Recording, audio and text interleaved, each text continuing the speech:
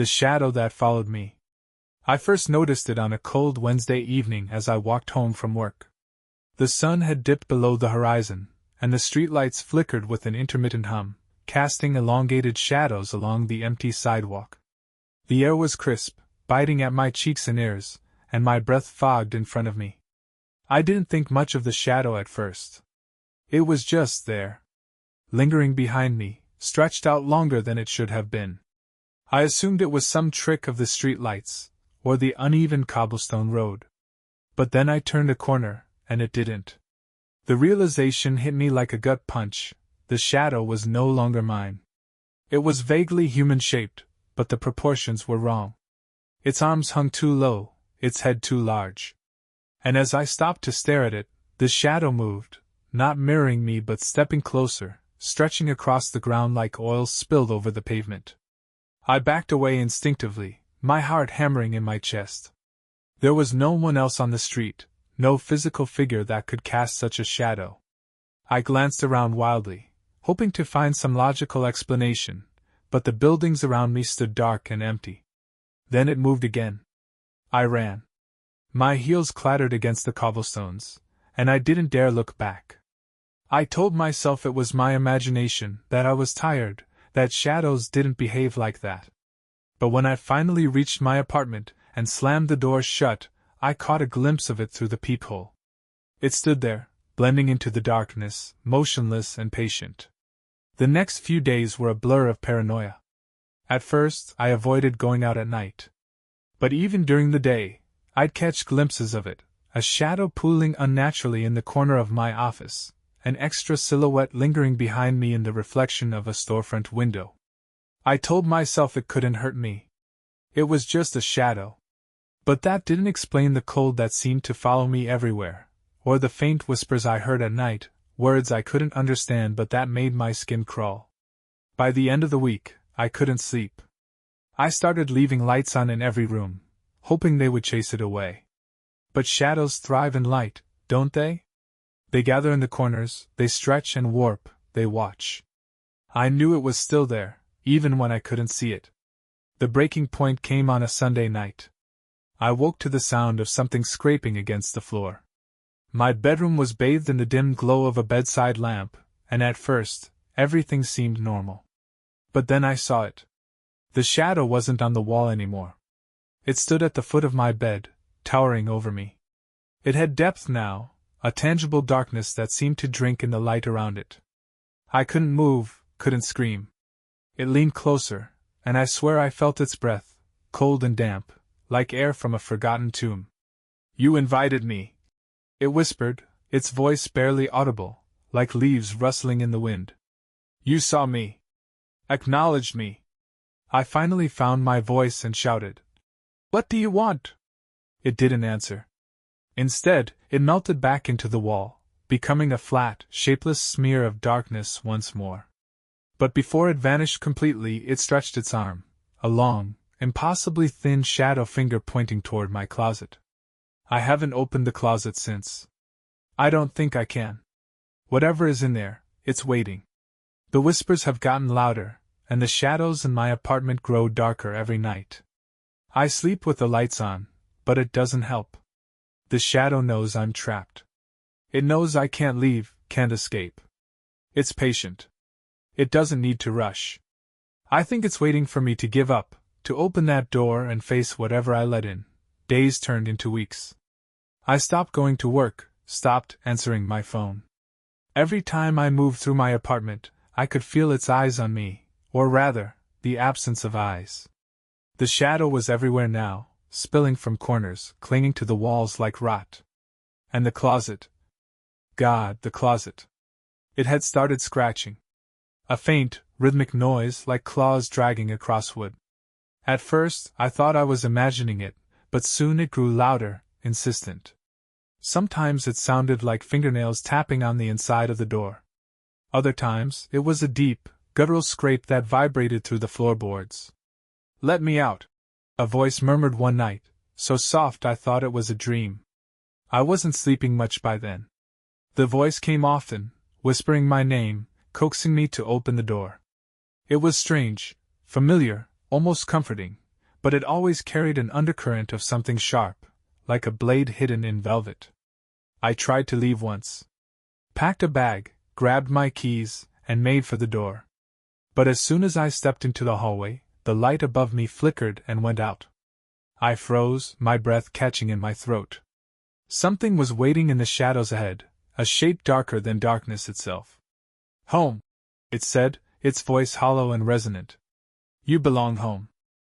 I don't remember how I got back inside, only that when I did, the scratching from the closet had stopped. Instead, the door was rattling softly, like something inside was trying the knob. Last night, I decided to end it. I couldn't take the waiting anymore. I grabbed the heaviest flashlight I owned and stood in front of the closet. My legs were trembling, my heart pounding so hard it felt like it might burst. The whispers from inside grew louder, weaving together into an incoherent chant. "Just open it," I muttered to myself, gripping the flashlight like a weapon. "It's nothing. It's all in your head." I reached for the handle, but before I could touch it, the door creaked open on its own. The smell hit me first, damp, earthy, like mold and rotting leaves. The closet was pitch black, the kind of black that swallows light. My flashlight flickered as I aimed it into the void, but the beam didn't reach the back. There was no back. The closet stretched endlessly, an infinite tunnel of darkness. And then I saw it. At first, it looked like my reflection, standing just inside the threshold. But the longer I stared, the more wrong it became. Its features shifted, twisted, like wax melting under a flame. Its eyes were hollow pits, and its mouth stretched too wide, curling into a grin that dripped malice. "You shouldn't have looked," it said, its voice layered with mine. I stumbled back, dropping the flashlight. The thing stepped forward, its limbs contorting unnaturally as it emerged from the closet. It didn't walk, it flowed, its body rippling like smoke. "Who are you?" I gasped, backing into the corner of the room. It tilted its head mockingly. "You know who I am. Now I sit here, writing this, hoping someone will read it and understand. It's taken my face, my voice. It watches me from across the room as I type, wearing my skin like a mask. The shadows crawl around its feet, eager and alive. I don't know what it wants, but I know this much, it won't stop at me. It's hungry, and the closet is still open. If you ever see a shadow that doesn't belong to you, don't look at it. Don't acknowledge it. Turn away, leave, and pray it doesn't follow. Because once you let it in, it never leaves. I haven't slept since I wrote the last part. I can't. It's still here, still sitting in the chair across the room, pretending to be me. Sometimes it smiles at me, that impossibly wide grin splitting my stolen face. Other times it just watches, its head tilted slightly, as though studying me. It hasn't spoken again, but the silence is worse. The anticipation gnaws at my sanity. The closet is still open, its endless void yawning wide, but I can't bring myself to close it.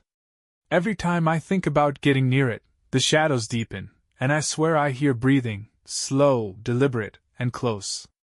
Too close. This morning, I tried calling for help. I found my phone beneath the couch, the battery miraculously still holding a charge. But when I dialed 911, the line didn't connect. Instead, there was a faint, raspy sound on the other end. I couldn't make it out at first, but then the voice spoke. "You can't leave," it said, in a perfect imitation of my voice. I threw the phone across the room, and the thing in the chair laughed, a low, guttural sound that didn't belong to me at all. I've been thinking about the closet. About what it is. Where it leads. The thing in the chair hasn't tried to stop me from writing, and I think I understand why now. It doesn't need to stop me. The act of remembering, of trying to piece this all together, is enough to unravel me. It knows I'm trapped, and it's waiting for me to figure out why. This isn't my apartment. Not really. The realization hit me like a blow to the chest. The layout is the same, the furniture identical, but there are subtle differences. The windows don't look out onto the street anymore, just an endless expanse of gray fog. The clock on the wall ticks, but the hands never move. And the light isn't right. It's dim, sourceless, casting shadows that shouldn't exist. I think the closet brought me here. Or maybe I've always been here. I don't know which is worse. The thing has started talking again. Not to me, but to the shadows. It whispers to them, its voice a distorted echo, and they move in response, writhing across the walls like living things. Sometimes I catch words, fragments of sentences that don't make sense. She's almost ready. Not much longer. She opened the door. I don't know who they're talking about. I don't want to know. But I can't ignore the feeling that they're waiting for something. For me. The scratching is back.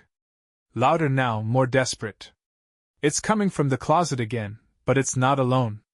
There's something else in there, something bigger. I can hear it breathing, low and guttural, and the floorboards tremble beneath its weight. I want to run, but there's nowhere to go. The windows lead to nowhere, and the front door won't budge no matter how hard I pull. The thing in the chair just watches, its grin widening as the scratching grows louder. Open it, it says, its voice dripping with glee. You let me out. It's only fair you let the others out too. I can't stay here. I've decided to try the closet. I know it's a trap. I know it's what it wants, but what choice do I have? The shadows have started to close in, thick and suffocating. They've swallowed the light completely, leaving only a dim, pulsing glow that seems to come from the closet itself. I'm writing this on a scrap of paper I found under the couch, hoping someone will find it. If you're reading this, please understand, I didn't mean to let it out. I didn't mean for any of this to happen. But now the closet is the only way forward. The thing in the chair is laughing again. It knows I'm out of time. The scratching has stopped. The door is open. And something is stepping through. The air felt heavy as I approached the closet. Every step toward it was a struggle, like wading through a thick, invisible fog. The thing in the chair didn't move, but I could feel its eyes on me, a searing weight pressing into my back. It didn't need to speak. Its silence screamed louder than words ever could. I hesitated at the edge of the void. The air here was colder, sharper. My breath fogged in front of me, dissipating into the infinite blackness. I thought I heard something, whispers carried on a faint breeze, pulling me forward. I reached out, my hand trembling, and touched the doorframe. The wood was icy, and my fingers tingled with pins and needles. The void pulsed, like it was alive, and then it whispered, so softly I almost didn't hear it. Come closer. I stepped inside. The darkness wrapped around me like a living thing, pressing against my skin, filling my lungs. I couldn't see anything, not even the light from my apartment behind me. It was gone, swallowed by the void. The air smelled damp and metallic, and every breath felt like inhaling water. I tried to move, but the floor shifted beneath me. It wasn't solid anymore, but soft and yielding, like wet earth. Something brushed against my arm, light as a feather but cold as ice. I flinched, spinning around, but there was nothing there. Just the endless dark. Then I heard it. A low, guttural growl, vibrating through the space. It was deep, primal, and impossibly close. My heart pounded, and I stumbled back, my feet sinking into the ground. The growl came again, followed by a sound that chilled me to the core, a wet, shuffling noise, like something dragging itself through the muck. Who's there? I croaked, my voice barely above a whisper. The shuffling stopped. Then a voice answered, low and resonant, filling the space around me. You let me out. You brought me here. No, I whispered, shaking my head. I didn't. Didn't you? It interrupted, and I could hear the grin in its voice. You opened the door. You saw me. You let me in. The darkness shifted, and I felt it, something massive, coiled and waiting just beyond the edge of my perception. I couldn't see it, but I knew it was there, watching me with eyes that burned like embers in the dark. You can't go back, it said, its voice wrapping around me like a noose. But you can join us. The ground beneath me quaked, and suddenly the whispers returned, louder this time, a chorus of voices overlapping and merging into one. They came from every direction, surrounding me, closing in. I ran. I don't know how I moved, my legs felt like lead, and every step was a fight. But I ran, deeper into the void, away from the thing in the darkness. The whispers chased me, growing louder, more frantic, until they were screaming in my ears. And then I saw it, a light, faint and flickering in the distance. It was the only thing that felt real in the suffocating blackness. I pushed toward it, my feet sinking into the ground with every step. As I got closer, the light grew brighter, revealing something. A figure standing still, its back to me. It was tall and thin, its limbs unnaturally long, its head cocked at an odd angle. The light seemed to bend around it, like it didn't belong. "Help me!" I gasped, reaching out. The figure turned. It was me. Or something that looked like me, but twisted. Its face was wrong, its features warped and shifting, its grin impossibly wide. Its eyes were hollow, filled with nothing but darkness. "You shouldn't have come here," it said in my voice. Then it lunged. I woke up in my apartment. At least, I think it's my apartment. The layout is the same, the furniture in its proper place. But something is off. The air feels heavier, and the shadows are thicker, pooling unnaturally in the corners. The closet is gone. In its place is a blank wall, smooth and featureless. But I can still hear the whispers, faint and distant, like they're just behind the drywall. And when I look in the mirror, the reflection doesn't quite match. It moves when I do, but there's something in its eyes, something that wasn't there before. I don't know how long I've been here. The days bleed together, and the whispers are growing louder. I can feel them in my mind, twisting my thoughts, pulling me back toward the void. Sometimes, when I sit still long enough, I can feel it, the shadow. It's inside me now, stretching its limbs, biding its time.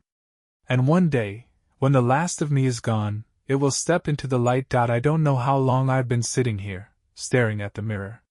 The reflection moves when I move, smiles when I smile, but it isn't me. Not anymore. The thing inside me is waiting, coiled like a snake, ready to strike.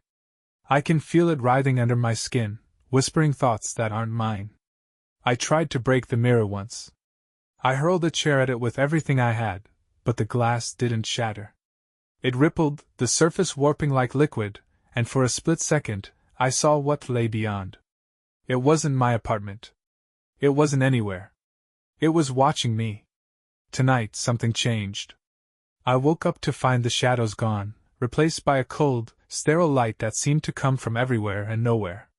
The apartment was silent, the air still, and for the first time in weeks, I felt alone. But then I saw it. The mirror. The surface wasn't reflective anymore. It was a window, looking out onto a scene that wasn't my apartment. It showed a vast, empty landscape, gray and lifeless, stretching endlessly under a dim, colorless sky. In the distance, there was a figure, small and indistinct, standing perfectly still. I couldn't stop myself. My feet moved on their own, carrying me closer to the glass. The figure grew larger as I approached, and dread pooled in my stomach like ice water. It was familiar. Too familiar. It was the other me. It stood motionless, staring back at me through the glass. Its grin was gone, replaced by an expression I couldn't decipher. Its hollow eyes bored into mine, and for a moment I thought I saw something, fear. "Help me!" it mouthed, its lips forming the words silently. Before I could react, the glass rippled again. The figure's face twisted in terror as black tendrils snaked out from the edges of the frame, wrapping around its arms, its legs, its throat. It thrashed violently, its mouth open in a silent scream, as the tendrils dragged it into the void. Then it was gone, and the mirror turned black. The whispers are back now, louder than ever. They pour from every corner, every crack in the walls, filling the space until I can't think, can't breathe. They speak in languages I don't understand, voices overlapping in a chaotic symphony. But one phrase keeps cutting through the noise, repeated over and over, in a voice that sounds like mine. "It's your turn." I can't ignore the mirror anymore. The black surface ripples like water, and something is pressing against it from the other side. A hand, pale and skeletal, pushes through, followed by an arm, then a face that isn't mine, but could be. It smiles at me, its teeth sharp and glistening. "I've been waiting," it says, its voice a low, guttural purr. "It's time to let me in." The walls around me are melting now, dissolving into the same black void as the mirror. The ground trembles beneath my feet, and I know there's nowhere left to run. I thought I could escape, thought I could outsmart it, but the truth is clear now. The shadow was never following me. It was leading me here, to this moment. As the darkness closes in, I understand what it wants. The whispers aren't a warning. They're an invitation. The shadow doesn't want to consume me. It wants to replace me. And maybe, just maybe, I want it too. I take a step toward the mirror. The thing on the other side grins wider, its arms outstretched, beckoning me forward. I can feel the pull now, the void reaching for me, promising an end to the fear, the pain, the endless running. I raise my hand to the glass. It's warm. If you find this, don't look for me. Don't try to save me. The shadow is inside now, and it's wearing my face. And if you ever see someone who looks like me, if they smile just a little too wide, or their shadow stretches too long in the light, don't speak to them. Don't even look at them. Because once you see them, they see you too. And the shadow always follows.